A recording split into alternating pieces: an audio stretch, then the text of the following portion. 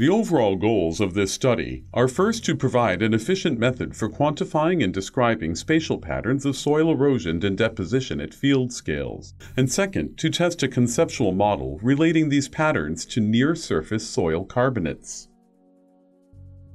These methods give us a better understanding of the interrelationships between surface soil carbonates and the land surface processes of erosion and deposition.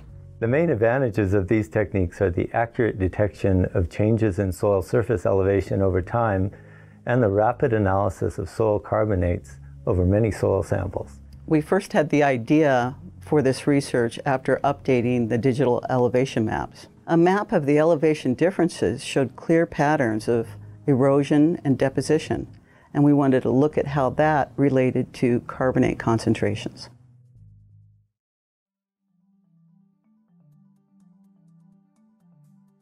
For this protocol, use field software to record the RTK GPS position data at every 5 meters throughout the survey area. Begin with performing a site calibration to local benchmarks to assure the highest level of accuracy.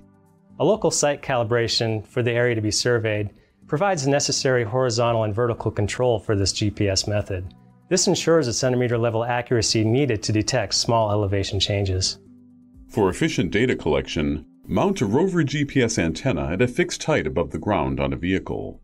Then import the transect endpoints into the GPS data collector and navigate between them while driving and collecting data at a constant speed to map 5-meter intervals.